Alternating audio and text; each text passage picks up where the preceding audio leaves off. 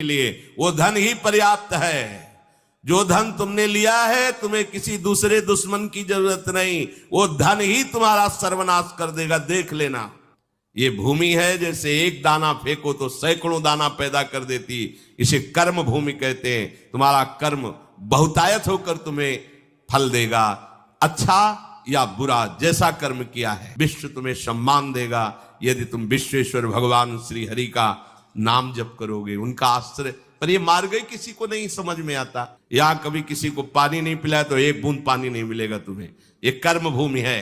अपने शरीर को स्त्री पुत्र गृह पशु धन बंधु बांधवों को इतना प्यार कर लेता है कि उसे लगता है कि बस ये सब हमारे समीप रहे, इससे बड़ा भाग्य मेरा और कोई नहीं हो सकता।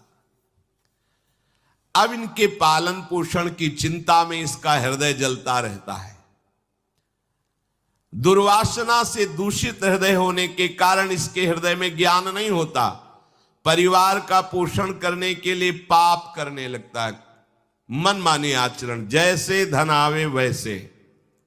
ध्यान रखना, यदि आपने किसी निर्दोष को दंड विधान किया है किसी पदवी पे बैठ के, या किसी असहाय असमर्थ को अपने बल के द्वारा रौंद करके तुमने धन लिया है, या छल कपट हिंसा के द्वारा तुमने धन लिया है, तो किसी दूसरे की जरूरत नहीं तुम्हारा नाश करने के लिए, वो धन ही पर्याप्त है। जो धन तुमने लिया है तुम्हें किसी दूसरे दुश्मन की जरूरत नहीं, वो धन ही तुम्हारा सर्वनाश कर देगा, देख लेना। देख लेना, खुद अनुभव कर लेना। इसी जीवन में तुम्हें अनुभव होगा कि मैंने बहुत गलत किया है। मरते समय तक तुम्हें बोध हो जाएगा कि तुमने क्या किया है। अभी नशा है तुम्हारे दिमाग में बल का, बुद्धि का, तो देख लो कुमार्गामी प्रवृत्तियों के द्वारा धन कमा के, पर जब इसका परिणाम आएगा तो रोते नहीं बनेगा, रोने लायक भी नहीं रहोगे, आंसू भी नहीं निकल पाएंगे, आह मचेगी हृदय में। वो अपनी परिवार के पोषण के लिए इतना जलने लगता है कि तरह तरह की पाप की कमाई करके परिवार को सुखी करना चाहता है। हे माता जी, वो धन वस्तुएं कमा के लाता है और उल्टा स्त्रियों के द्वारा संभोग आदि के समय प्रदर्शित किए हुए माया में कपटपूर्ण प्रेम को वो अपना जीवन समझ लेता है। बालकों की मीठी मीठी तोतली बानी में वो इतना फंस जाता है कि दुख प्रधान कपटपूर्ण कर्म करके उनकी कामनाओं को पूर्ण करना चाहता है। दूसरे बेटे का अपहरण करके उसकी हत्या भले हो जाए पर मेरा बेटा सुखी रहे। कैसे ऐसा हो सकता है? ऐसा कैसे हो सकता है? अगर किसी को तुमने 100 आंसू गिराए हैं तो 10,000 आंसू तुम तैयार रखो, तुम्हारे 10,000 आंसू गिरेंगे। तुमने किसी को अगर एक बार भी कटुवचन बोला है तो 10 बार तुम्हें कटुवचन सहना पड़ेगा। ये भूमि है, जैसे एक दाना फेंको तो सैकड़ों दाना पैदा कर देती, इसे कर्म भूमि कहते हैं। तुम्हारा कर्म बहुतायत होकर तुम्हें फल देगा, अच्छा या बुरा, जैसा कर्म किया है। अब वो सोचता है कि धन के द्वारा हम अपने और अपने परिवार के दुख का नाश कर लेंगे। इसी में वो सुख मानने लगता है कि एन केन प्रकारेण दंभ कपट पाखंड झूठ हिंसा दुराचार व्यभिचार, कैसे भी हो धन मिलना चाहिए। अब वो भयंकर हिंसा वृत्ति के द्वारा धन संचय करता है और अपने परिवार का पोषण करता है, जिसके फलस्वरूप उसके लिए नरक निश्चित हो जाता है। जीते जी ये अमुक नरक में जाएगा। जैसे कानून है, आप हत्या करोगे तो अमुक केस लगेगा, उसका परिणाम आपको फांसी या आजीवन सजा, ऐसी पहले से निश्चित है। ये कर्म करोगे तो आपको ये नरक मिलेगा, ये कर्म करोगे इतने कल्प तक। वहां वर्ष नहीं चलते, कल्प चलते हैं। स्वयं तो उनके खाने पीने से बचे हुए जूठे अन्न को खाकर सुख पाना, बच्चे का जूठा, परिवार का अच्छा लगा, मेरा परिवार, और वैसे ही दूसरे परिवार का नाश करके हिंसा करके वो धन कमाता है। जब ऐसा कोई करता है तो बार बार प्रयत्न करने पर भी दुख हटता नहीं, दुख बढ़ता चला जाता है। लोभवश वो इतना अधीर हो जाता है कि उसे जीवन भार लगने लगे। अब क्या करूं, कैसे करूं? क्योंकि अधर्म के द्वारा कमाया हुआ धन कभी शांति प्रदान नहीं करता, सदैव दुख बढ़ाता रहता है, विपत्तियां बढ़ाता रहता है। मंद भाग्य, मंद बुद्धि वाला पूरा जीवन व्यतीत हो गया अधर्म करते हुए, अब आया बुढ़ापा, चिंता छा रही है, लंबी लंबी सांसें ले रहा है, कोई उससे बात नहीं कर रहा है। जिनका पालन पोषण किया है वही पुत्र परिवार उसको देखना भी पसंद नहीं करते। खूब खास के थूकता है बुढ़ा, घर के बाहर सब गंदगी फैलाए है। अगर कहीं साइड में कमरा पिछवाड़े टाइप कहीं हो तो ऐसे रखे जाते बूढ़े बाड़े, इज्जत खराब होती है। सामने ही प्रवेश होते, खांस रहे बैठे हैं, कोई उनका आदर नहीं करता। जैसे किसान बूढ़े बैल की उपेक्षा कर देता है, ऐसे परिवार वाले उसकी उपेक्षा कर देते हैं। फिर भी उसे घर से वैराग्य नहीं होता, हरि की याद नहीं आती। उसने स्वयं जिनको पाला था वही उसका निरादर करते हैं, पक्का। एक बिंदौर है यमुना के किनारे, फतेहपुर जिला, उस समय भ्रमण में थे तो एक गांव की गली से निकलना पड़ा। तो कोई ऊपर से देख रहा था, वृद्धाया, बड़ा महल जैसा मकान बना था। स्वामी जी रुकिए रुकिए रुकिए, बोलिए क्या बात? मैं बहुत दुखी हूं, ये सब मैंने कमा के मकान बनाया है, मेरे बच्चे मुझे रोज गाली देते हैं, मारते हैं, अच्छे अच्छे पदार्थों बना के पाते हैं मेरे लिए, ऐसे ही क्या करूं? भजन करो, चौथी अवस्था है। बोले वो तुमसे बात नहीं बनेगी, चल दिया। क्योंकि लोगों की धारणा होती कोई जंतुर दे देंगे, कोई छूछा कर देंगे, काम बन जाएगा। बहुत गिरी हुई स्थिति लोगों की होती है। वो ये नहीं समझते कि राधा राधा कृष्ण कृष्ण कहने से सब दुख दोष नष्ट हो जाएंगे। तुम्हारा परिवार क्या तुम्हें विश्व प्यार करने लगेगा। जा पर कृपा राम की हुई, ता पर कृपा करे सब कोई। विश्व तुम्हें प्यार देगा, विश्व तुम्हें सम्मान देगा यदि तुम विश्वेश्वर भगवान श्री हरि का नाम जप करोगे, उनका आश्रय। पर ये मार्ग किसी को नहीं समझ में आता। वृद्धावस्था के कारण उसका रूप बिगड़ गया, बुद्धि कमजोर हो गई, शरीर रोगी हो गया, अग्नि मंद पड़ गई, पुरुषार्थ और भोजन दोनों कम हो गए, बस घोर चिंता।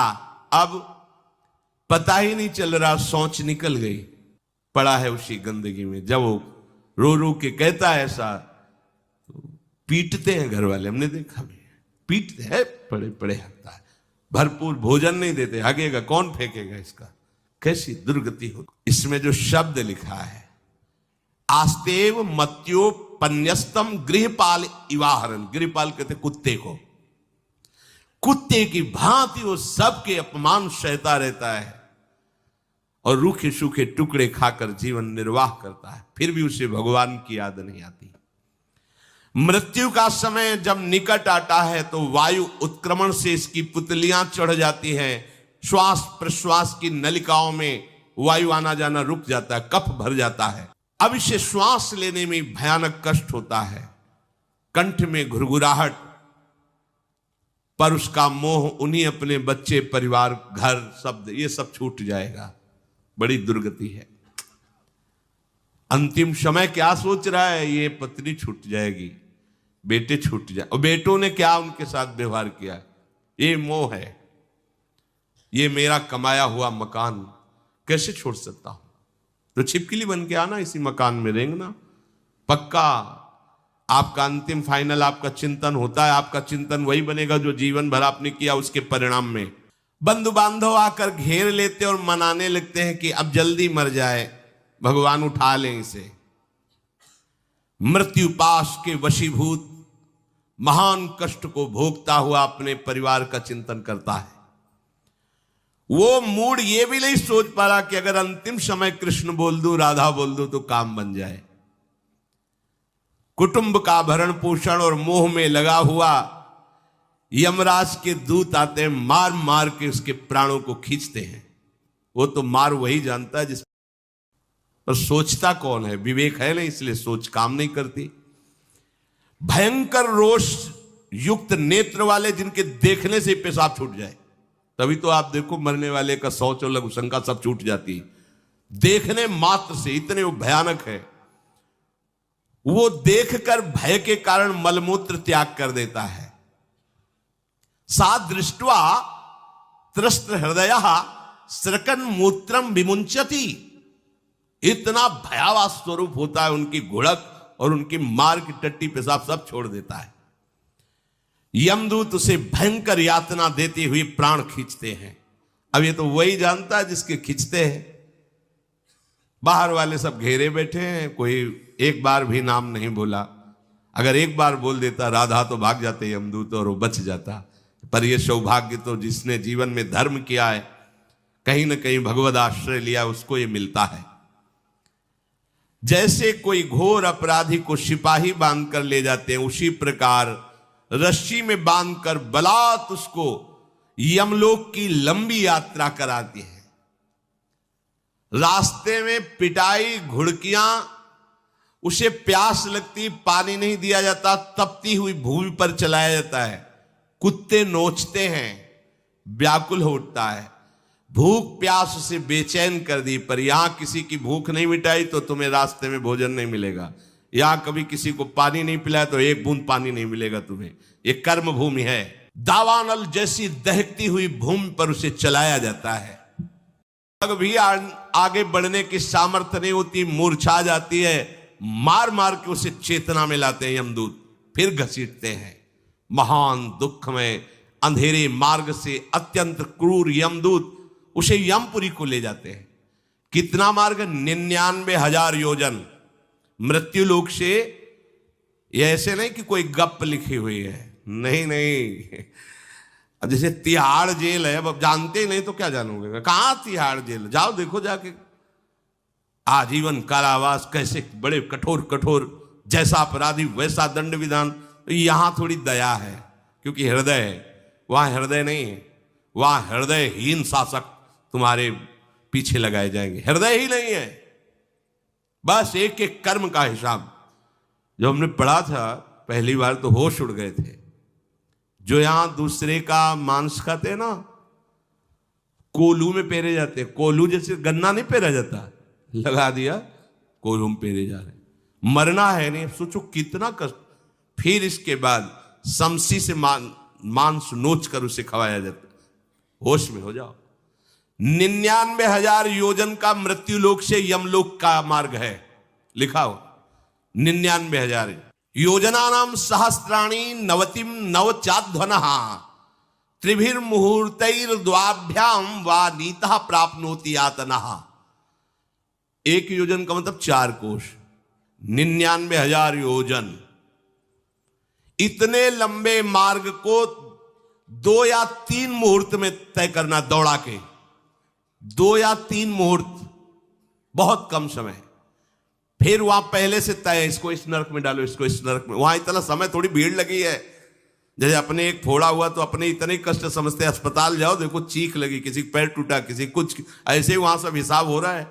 उसको धधकती हुई लकड़ियों में जलाया जाता है, कहीं दूसरों के द्वारा काट काट कर उसको उसका ही मांस खिलाया जाता है। यमपुरी के कुत्तों के भयानक दांत होते हैं, जिंदा, अब मरना है नहीं। वहां भयानक गिद्धों के द्वारा आंतें खींची जाती है। यहां सांप बिच्छू डांस जिसको मारा है, वहां भयंकर रूप रखकर उसका खून पीते हैं। हिसाब है बहुत होश में। यहां तुम किसी के शरीर को काट दो तो मर जाएगा, वहां ऐसा नहीं होता। वहां बार बार काटा जाएगा, मरोगे नहीं, पीड़ा वैसे ही होगी। बड़े भयानक कष्टों को भोगता है। तामिस्त अंध तामिस्त रौरव आदि नरकों को भोगता है। हे माता, भगवान कपिल देव जी कहते हैं, जो पुण्य आत्मा लोग होते हैं स्वर्ग आदि में जाकर पुण्य भोगते हैं, लेकिन दोनों को फिर गिरना होता है क्योंकि वो भगवान का भजन नहीं किए, इसलिए पुण्य भोग कर मृत्यु लोक आते हैं, वो पाप भोग कर नरक से मृत्यु लोक आते हैं। माता जब उनके भोग संपन्न होते हैं नरक आदि के, अब वो जन्म लेते हैं। फिर यहां ध्यान से सुनना, जब जीव को मनुष्य शरीर में जन्म लेना होता है तो प्रकृति में वर्षा के साथ आता है, प्रकृति में वर्षा के साथ आया, और फसल में मूली, गाजर, गेहूं, अन्न, इनमें वो जीव प्रवेश करता है और उसे माता पिता दोनों पाते हैं। तो सप्तम धातु वीर के रूप में परिणित होता है जीव। वो वीर कण के रूप में माता के उदर में जब प्रवेश करता है तो एक रात्रि में मां का और पिता का, दोनों का वो जो वीर मिलता है, उस रज और वीर के मिलने से एक कलल सा बनता है। 5 रात्रि व्यतीत होने के बाद एक बुदबुदा सा बनता है। 10 रात्रि व्यतीत होने के बाद एक बेर की सी आकृति होती है। फिर उसके बाद उसमें धीरे धीरे मांसपेशियां बढ़ने लगती हैं। 1 महीने में उसके सिर निकल आता है, 2 महीने में हाथ पांव अंगों का विभाग होता है, तीसरे महीने में नख, रोम, अस्थि, चर्म, स्त्री पुरुष के चिन्ह प्रकट हो जाते हैं, 4 महीने में मांसादि 7 धातुएं प्रकट हो जाती है, 5वें महीने में चेतना जागृत हो जाती है। जैसे अपने चेतना, ऐसे 5वें महीने में गर्भस्थ शिशु की चेतना जागृत हो गई। जीव है पर चेतना 5 महीने बाद मां के गर्भ में जागृत। अब उसे भूख लगती है, प्यास लगती है, वहां की तापमयी जलन, पीड़ा, छोटे छोटे कीड़ों के द्वारा काटना, 6ठे मास में झिल्ली से लपटा हुआ मां की दाहिनी कोख में कीड़े की तरह तड़पता है। उस समय माता को कड़वे और खट्टे पानी की लालसा होती है, जिससे उसके अंगों में जाकर भयंकर जलन होती है। यह है भोग। वो कृमि कीड़े की तरह तड़पता है। मलमूत्र के गड्ढे में बीच में झिल्ली में बंधा हुआ वो जीवात्मा सुकुमार तो होता है, वहां के कीड़े उसे नोचते हैं छोटे छोटे, वो तड़पता है। माता प्रसन्न होती कि जब बच्चा हिलता है, बोले है उसकी दुर्गति हो रही, वहां भयंकर कष्ट पा रहा है।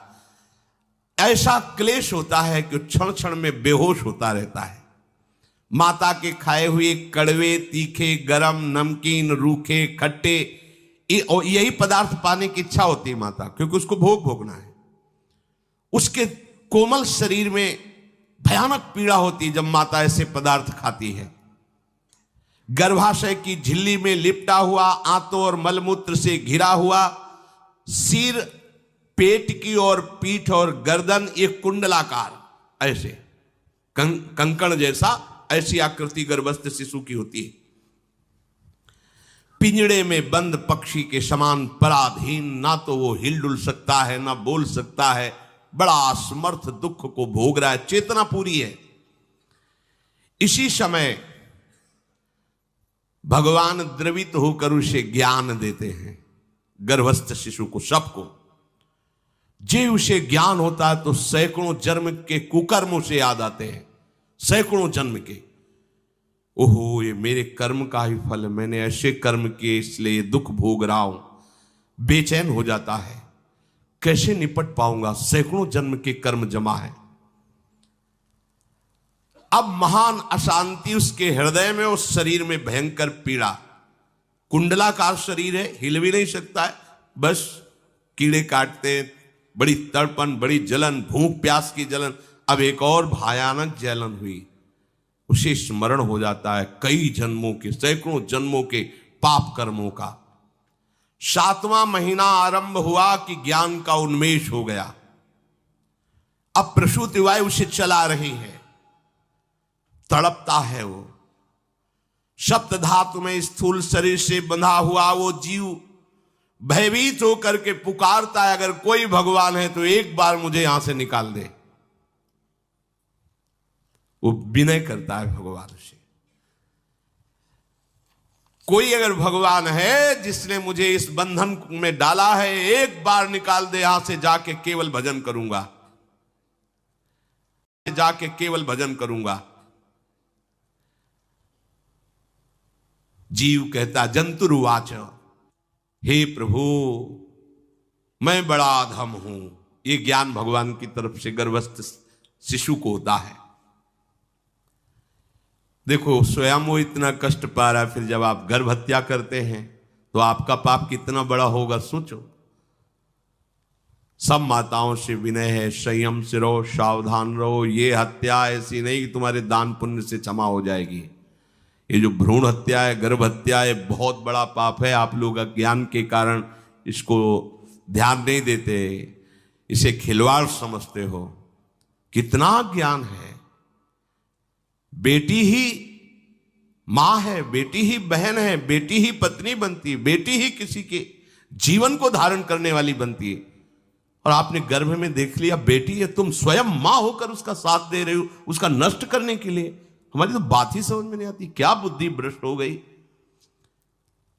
अगर पुरुष का इतना महत्व है तो बेटियां ना हो तो तुम्हारी कौन सी गति होगी, सोचो जरा। जीना मुश्किल हो जाएगा तुम्हारा।